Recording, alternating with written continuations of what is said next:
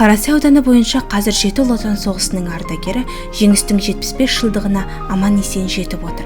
Солардың бірі Ыдырысов Чайке қария. Чайке атамыз 1925 жылы Қарасай ауданындағы Еңбекші ауылында туған. Қазірде сол ауылда тұратын ақсақалдың үйіне келіп сәлем бергендер мен немере шөберелеріне асықпай айтатын әсерлі әңгімесі жетіп артылады. Себебі ойындағы отты күндер мен көңілінде көп игістерді көмескі тартпаған. Басынан кешкеннің бәрін ескертпей есіне алады. Марттың 6 күні әскерге алындым. Әкпем бар еді, әкпемде жаралып алып кеп, мен әскерге кеттім. 43 жылы. Содан 43 жылы сентябрьдің аяғында командующий Косовскийге барып, серде 33-ші пехот полк болып соғысқа кірдім. Атамыздың естеліктеріне сүйенсек, Брянск қаласы, Шығыс Пруссия, Румыния, Кенигсбергтегі соғыстарға қатысқан. 1945 жылы ақпан айында ерлігі үшін Қызыл жұлдыз орденімен, басқа да жауынгерлік медальдармен наградталған. Соғыстан соң да әскерде қызмет етіп, елге тек 1948 жылы қайтып, бейбіт еңбекте де құрылысшы ретінде берекелі ісімен танылған ардақты атамыз енді кеудесіне еңбек қызыл ту орденін жарқырата тағыпты.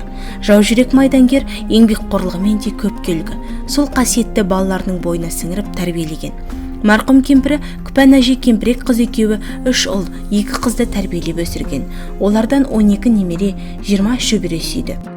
Келгеннен кейін мына біздің есімізде қалған нәрсе, бізді тәрбиелеген ол кісі ең бірінші мына отаным, елім, шетелдегі секілді жаңа цивилизация жағдайында өмір сүрсе деген оймен үлкен ұсыныс жасап, су болсын, жылу болсын, осы мен көрген үйлерді айтайын деп, стройматериал жасап, сонымен жаңаға осы еңбекшіні салған, можно сказать, негізінен құрған әкем бір строительдердің бригадасында болды. Міне, сұрапыл соғыста гаубица дейтін зеңбіректің оқтаушысы болған майдангер қарт осындай жан.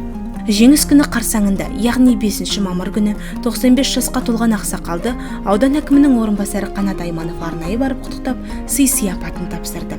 Ал аудандық қорғаныс істері жөніндегі бөлім бастығы Бекмырза Жүсіп болса, жеңістің 75 жылдығына арналған мерекелік медальді құрметпен кеудесіне тақты.